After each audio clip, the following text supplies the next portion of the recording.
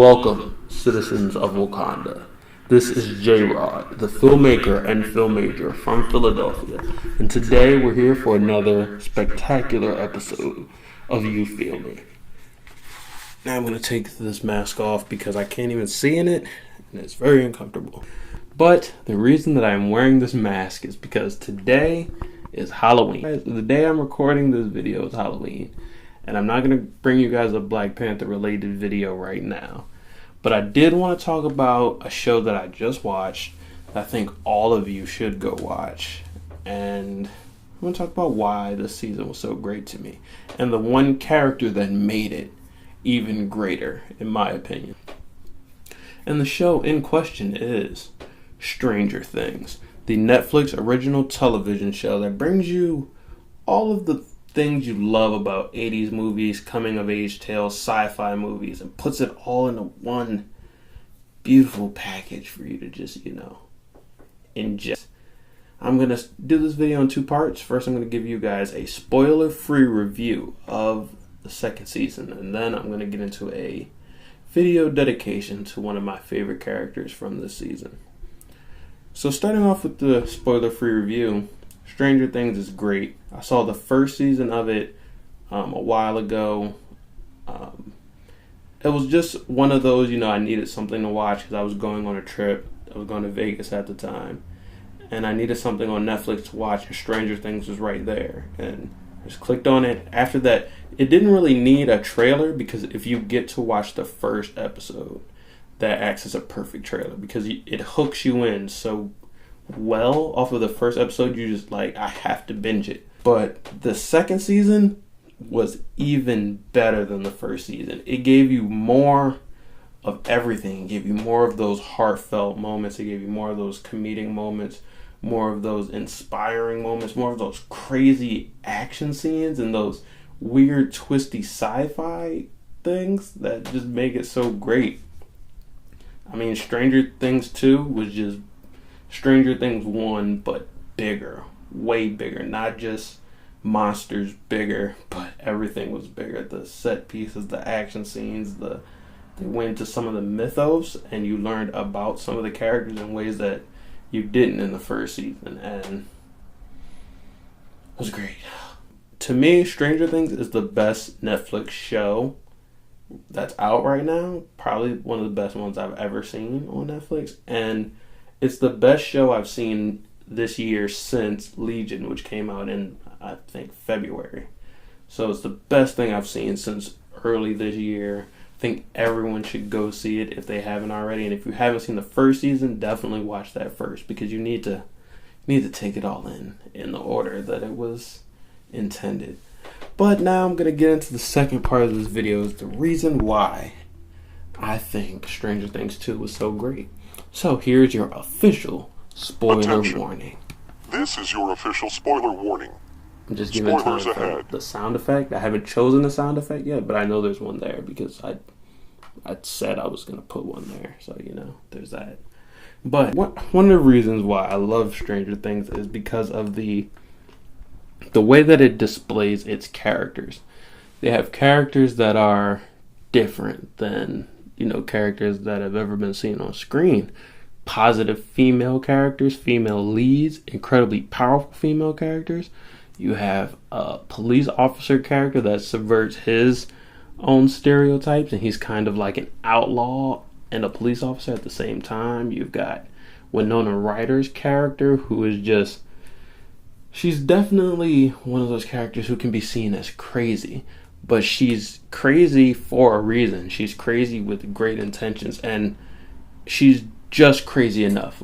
When you watch it, you'll realize that more characters need to be like Joyce Byers. So, I had to take a quick break and give out some candy. So what I was talking about was my video dedication for a special Stranger Things 2 character. Now, Stranger Things 2 had a couple new characters.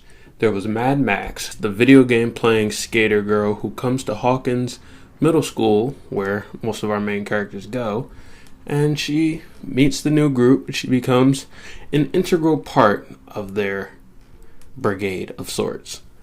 There's also her brother, who I don't have much to say about him. I honestly forget his real name or his name on the show, but I refer to him as Mullet Number 2. There's that guy. And then there's the character who I thought was a great, refreshing new take to the show. One of the best characters that they've introduced. And they killed him off. And that character is Bob the Brain Newby Superhero. That's his full name. Bob the Brain Newby Superhero. So Bob Newby is a simple man. He lives in Hawkins, Indiana, and he works at the Radio Shack. He dates Joyce Byers, who is the mother of one of the main characters. If you don't know, in the first season, Will Byers, Joyce's youngest son, he gets trapped in another dimension known as the Upside Down, where he basically lives there for a couple months hiding from giant monsters that eat people.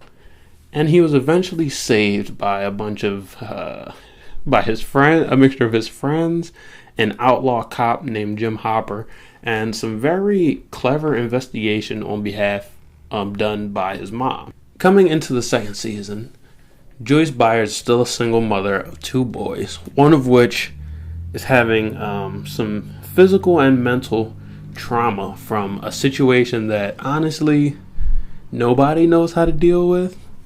And she decides to start dating Bob Newby, simple man who lives in the town. Bob is very supportive of Joyce. He tries to be there for her at work, tries to do whatever he can for her and her children. He is very fortunate to be in this relationship, as he says multiple times, and honestly, Bob doesn't have a single character flaw. I think this is what made it much harder for me when they killed Bob Newby, is because Bob was just an all-around great guy. He wasn't the toughest. He wasn't, a scary, intimidating guy, but he was smart. He figured out what Will was really trying to communicate to them. He figured out where Jim Hopper was when he was lost inside the Upside Down. Bob is extremely caring. He'll do whatever he can to make sure Will, Jonathan, and Joyce are all okay. And, how did they repay Bob the Brain Superhero Newby? They murder him. And to make it even worse, I like to do this thing where I relive the events of the show, but through the eyes of a character that wasn't the main character. So if you relive the events of the show through Bob Newby's perspective, here's what happens. You meet a girl. You're a little older, you're probably divorced. She has 2 kids. You think she's great. She thinks you're great. You really love her. You want to move in with her. You want to help raise her kids. You want to move away, get married, all that stuff. She's the bee's knees. And then one day, how does this happen? She says, "Oh, my son is sick. He's having visions." She doesn't say all that. You just know that her son starts having these crazy, weird visions of something that isn't even humanly possible or explainable. That's the first thing. Then her son gets violently physically sick to the point where his body is burning from the inside and has to be taken to a top secret medical facility in the middle of the town. This is really crazy so far, but it's not even as crazy as it's going to get. So you're there, you're supporting your girlfriend and her kid who is burning from the inside because of some top secret weird experiment that they can't talk about. Then you notice that there are a lot of military people around and that they go out on some mission, and for some reason, Will Byers, for some reason, your girlfriend's son triggered a bunch of other dimensional monsters to come into the facility where you all are and start attacking everyone. People are dying left and right. The power goes out. You don't even know what is going on because they hadn't told you anything. They just said, "Oh, come on, Bob, come be supportive," because that's what you do. Power goes out. They tell you the only way for us to get out is for someone for someone to go to the breakers, turn the power back on, reset the alarm system. Bob Newby knows as soon as that's said that he is the only one in the room that's capable of doing that, has the skill set to turn the alarm system back on. He knows this as soon as it's said, even though all the characters there don't even know this. So Bob Newby risks his life to fight some monsters he's never seen before so that him, his girlfriend, and her child can all get out safely. And he almost does it. He gets as close as the front freaking door. And Bob Newby is then attacked by a pack of ravenous demodogs, trademarked by Dustin. And he's eaten. Like they show Bob being eaten by 4 demodogs at once. And it is like the saddest thing I've ever seen. Yeah, so that's really it. That's not it. So I just wanted to make this video a dedication because Bob Newby, like I said before, he's a character that they built with no flaws. He's extremely supportive, even though nothing he's going through makes any sense. They also decide to drop in after he dies that Bob Newby also created the AV Club at Hawkins Middle School, which is the club where all of the main characters meet and where, a lot of the main story beats take place. This means that when Bob Newby was a little boy, he created a club. When he got older, he taught someone how to run that club. That person then got older and continued to run it, and now that person teaches the boys who are the main characters, who is one of which is his girlfriend's son. So Bob Newby taught the guy who teaches Will currently. I just wanted to throw that in there to make it even more gut-wrenching and sad that they took Bob Newby from us so soon. And he didn't deserve it. And this is what... I'm not even going to get into it.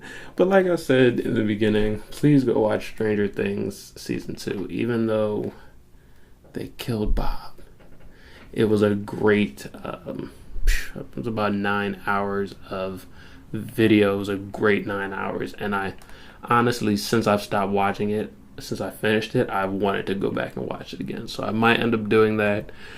You guys comment, who was your favorite character from Stranger Things 2 or Stranger Things 1? And yeah,